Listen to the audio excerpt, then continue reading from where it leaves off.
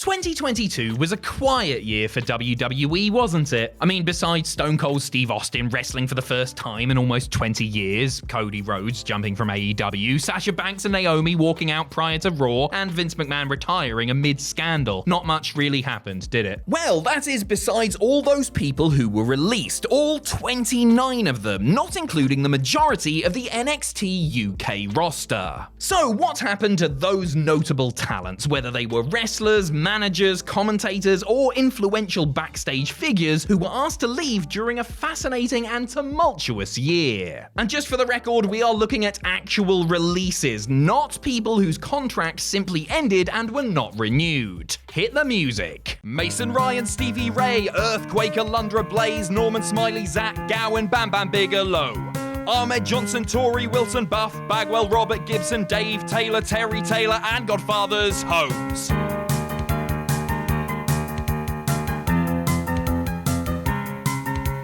Dwayne Gill, Adam Bomb, Michael Hayes, Cor Von, S.A. Rios, Jim Manai, the manager from Kai and Tai, Jim Powers, Francine, Jack Swagger, Mean Gene, Fat Chick Thriller, Duke the Dumpster, Oklahoma Manta. What happened to that wrestler? Some were main eventing, which leaves me lamenting. What happened to that wrestler? Some since long forgotten, but their memories live on. Road Dogg. 2022 kicked off with an NXT shake-up as some of those closest to Paul Triple H Levesque were let go. The game was, at the time, convalescing after suffering a cardiac event in September of 2021. It was unknown just when, or indeed if, he would be back. Oh, he would be back alright. Hunter's former D-Generation X stablemate, Brian Road Dogg James, was one of those given the axe. The DOGG's role had changed several times since he was rehired in 2012, but he was teaching promo and character development classes at the WWE Performance Center when he was released. Luckily for James, Levesque not only returned, but gained significant power following the resignation of Vince McMahon in the summer. Just as his severance pay was about to run out, his pal hired him back as Senior Vice President of Live Events on August 22nd. Essentially, the WWE Hall of Famer books the house shows. William Regal. Perhaps the most shocking NXT-related release from January 2022 was William Regal. Considered one of Triple H's main allies and an integral part of the developmental system setup for the best part of a decade, his release was a warning that nobody was safe from the chopping block in corporate WWE. Regal had been employed by the company since 2000. Our man showed up in All Elite Wrestling at the Revolution pay-per-view and then spent the better part of the year steering the Blackpool Combat Club to glory and flirting with Excalibur on commentary. He looked to be having the time of his life and did some of the best work of his career too. That promo with MJF was seriously top tier, but there was always the sense that he would be back in WWE now that the cerebral assassin had final say. And so it came to be in December when Tony Khan let Regal out of his contract in order for him to go back to NXT in a backstage role. Timothy Thatcher. Thatcher had been written off television as an on-screen character in the summer of 2021 and was working as a coach at the Performance Center when he was informed that his services would no longer be required. The old-school aficionado is now back to doing what he does best: hurting people for money. He's wrestled a few matches on the independent scene and is currently a regular with Japanese group Pro Wrestling Noah, where he's already a former GHC Tag Team Champion. Sadly, Thatcher maintains no social media presence, so I cannot tell you what he had for breakfast or did at the gym yesterday. Danny Burch. Another hard-nosed throwback, Britain's Danny Burch had been in and out of the WWE system before settling in as a coach at the PC when he was let go. Burch, now going by his former name Martin Stone, had been out for all of 2022 while he recovered from injuries, but is taking bookings for 2023 and has vowed to show the world just what he's capable of inside the squared circle. Hachiman. Hideki Suzuki signed with WWE in April of 2021 to work as a coach at the Performance Center. Despite this, he became an on-screen character and member of the Diamond Mine stable as Hachiman. Suzuki told the Tokyo Sports outlet that he was shocked by his release, not helped I'm sure by finding out somebody had been fraudulently using his credit card not long after. Poor bloke. Luckily for the former Hachiman, his former employer, Pro Wrestling Noah, had a job waiting for him when his non-compete expired, and he's been wrestling there since March. Samoa Joe.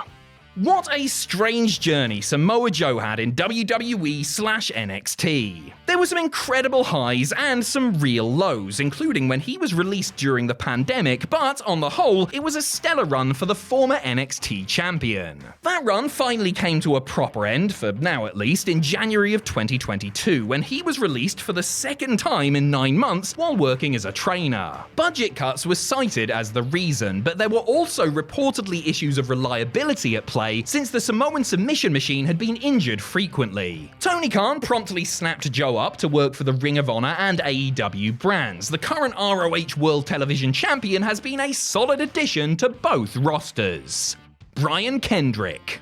Unlike many who were let go from WWE/NXT in early 2022, wrestler-cum-coach Brian Kendrick actually requested his release. The very same day his release was granted, February the 1st, AEW announced that the former WWE Tag Team Champion would make his Dynamite debut against Jon Moxley just a day later. However, the match was pulled when previous controversial comments Kendrick had made came to light. Kendrick sought refuge on the indie scene, where he worked a handful of matches on small, under-the-radar shows. His name was back in the headlines when it emerged that Ronda Rousey had requested him to be brought in to produce her SmackDown Women's title match with Shotzi at Survivor Series. Kendrick's future remains up in the air, but he has said that he strives to have another in-ring run in a major company. You know, if the Society of Lizard People who secretly control the world will let him, that is.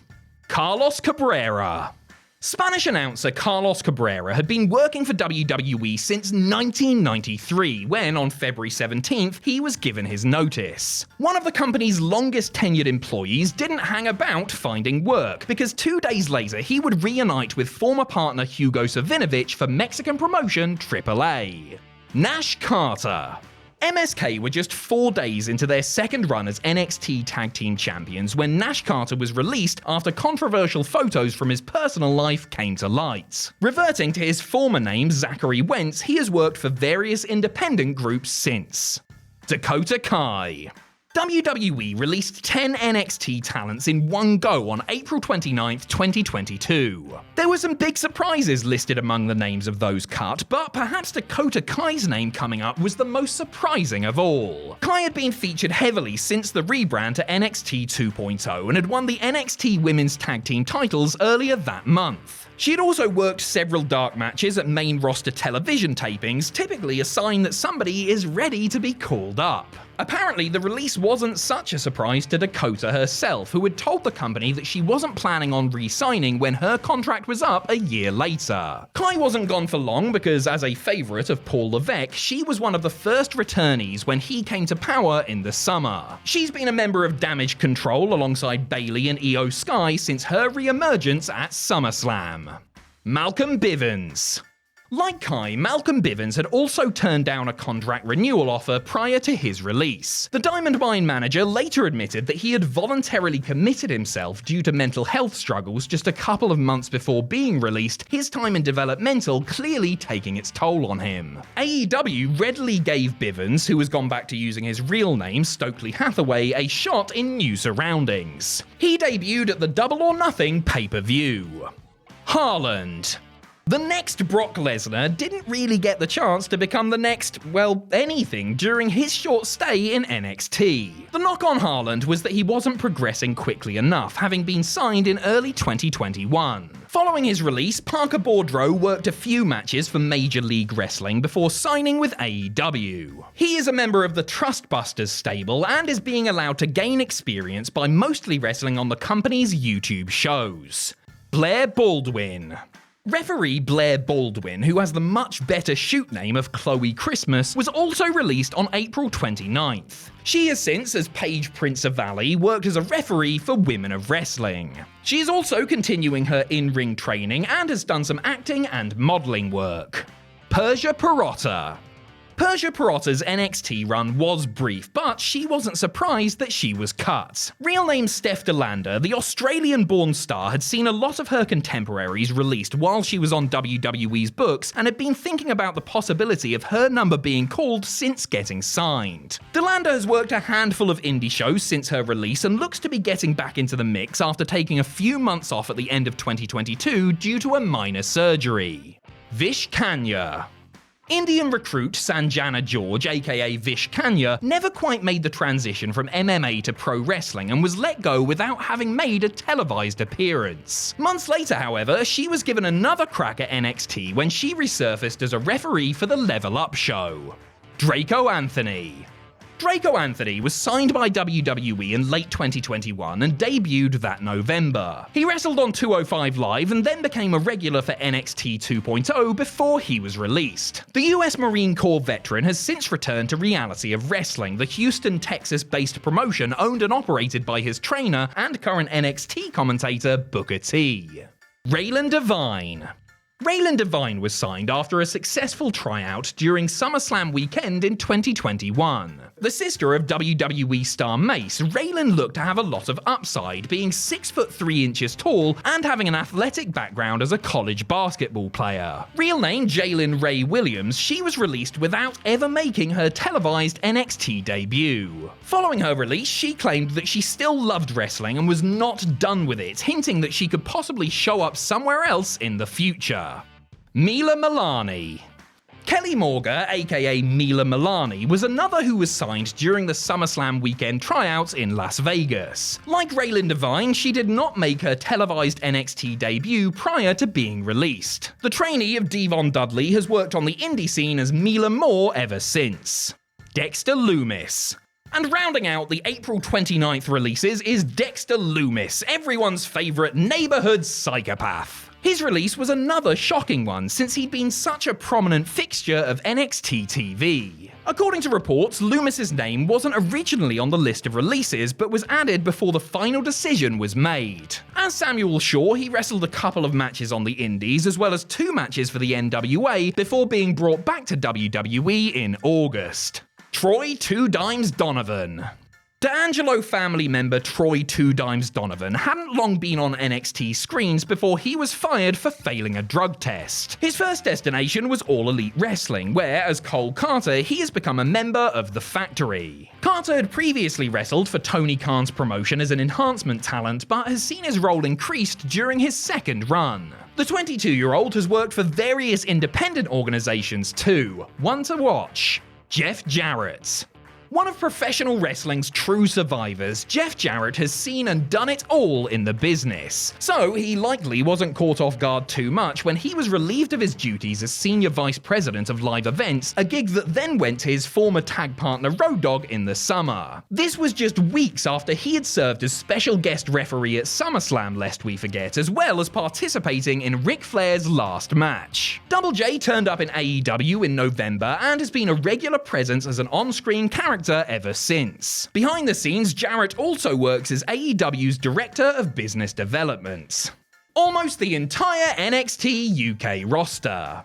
Alright, so I'm just going to do a special one-off entry where I discuss the summer NXT UK releases. Once it was reported that NXT UK was going on a hiatus ahead of the launch of NXT Europe, this bloodletting felt sadly inevitable. Some NXT UK performers were spared, but others were mailed their P45s and wished well in their future endeavours. So what have they been up to since? Flash Morgan Webster has worked for OTT and Defend Indie Wrestling, as well as putting on seminars. Wild Boar has wrestled a few indie matches, including one in Finland. Jack Stars has wrestled a bunch of indie matches and recently changed his name and look. He now goes by Jack Selstrom. Mark Andrews is back to being active on whatever is left of the UK indie scene. Amale has gone back to wrestling in her native France, as well as other parts of Europe. Millie McKenzie has been busy gaining worldwide experience by wrestling in the UK, Europe, and Japan. Dave Mastiff's return to the ring was put on hold while he underwent necessary surgery. He will be back in the ring in 2023. Ashton Smith has returned to the UK indie scene, sensing a pattern here. Shah Samuels, ditto, mainly for Scotland-based ICW. Nina Samuels, like Millie McKenzie, has been busy wrestling in the UK and Europe as well as Japan. Sam Gradwell is back on the UK indie scene. Danny Luna is also back on the UK indie scene. Primate has wrestled in Finland and Poland. Rohan Raja has been doing seminars and wrestling in Canada. Kenny Williams is back in Scotland for ICW. Amir Jordan has worked in the UK and Italy. Trent Seven is seemingly in with AEW and has also wrestled in the UK, Ireland and Poland. Sid Scala has done a couple of shows in the UK. Eddie Dennis has gone back to the UK indie scene as well as doing a couple of shows in Canada. T-Bone faced accusations following his release and hasn't been heard from since. T-O-Man has been wrestling for companies in Germany and Denmark. Zaya Brookside has done a handful of shows in the UK and Europe. She also does modelling work. Saxon Huxley has wrestled for promotions in the UK and Europe. And Rampage Brown is back smacking people about in the UK and Scotland. Right then, that is the NXT UK roster. Rest in peace and all that. Nigel McGuinness. Nigel McGuinness was a victim of the big WWE commentary team shakeup in October. He had worked as an announcer for NXT UK, Main Event, and 205 Live, and was doing work for NXT Level Up when he was let go, ending his 6-year tenure with the company. At the time of recording, his next move is unknown. Jimmy Smith. Another victim of the commentary team reshuffle, Raw announcer Jimmy Smith was also let go. He tried his best. Smith is currently the host of the MMA show Unlocking the Cage on Sirius XM. Bodie Hayward. Chase University member Bodie Hayward was the most shocking of the 5 releases WWE made on Tuesday, November 1st. Hayward said that he felt hurt and embarrassed about being fired, with subsequent reports alluding to the fact that he may have been difficult to work with during his time on the third brand. Now going by Brady Booker, he plans to show everyone what he's capable of going forward. Damaris Griffin. WWE fans barely had time to get to know Damaris Griffin, who only worked a handful of tag matches on NXT Level Up before being cut. Where, if anywhere, he ends up is anyone's guess. Sloane Jacobs. Sloane Jacobs only reported to the WWE Performance Center in March, but was kiboshed within 7 months. Reverting to her pre-WWE name of the notorious Mimi, she is back on the independent scene. At just 19 years old, you would reckon her future is a bright one, despite her NXT setback. Erica Yan.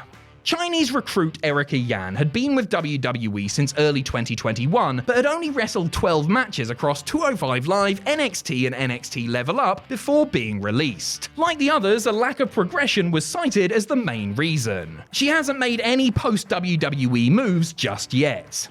Ru Feng. Yan's fellow countryman, Ru Feng, was also signed in 2021 and wrestled 11 matches across 205 Live, NXT and NXT Level Up. Like most of those cut late in 2022, Feng's next move is also not yet known. Mandy Rose. Fired for being too sexy. We've all been there, Manders. The Toxic Attraction leader's long NXT Women's title reign came to an abrupt end at the hands of Roxanne Perez in early December 2022, with news coming out just a day later that Rose had been released. The reason for her dismissal reportedly had nothing to do with her on-screen work, but rather the saucy pics and vids Mandy was selling via a subscription site. When NXT higher-ups caught wind of the nature of the risque content, they felt that they had no choice but to sever their business relationship with her. You would assume that Mandy would be a sought-after free agent once her non-compete expires, but she might not fancy going back to bumping given the apparent truckload of cash her site is bringing in every month. I personally don't know what all the fuss is about, but I'm willing to do extensive research in order to find out. $40 a month is a small price to pay to maintain, journalistic integrity.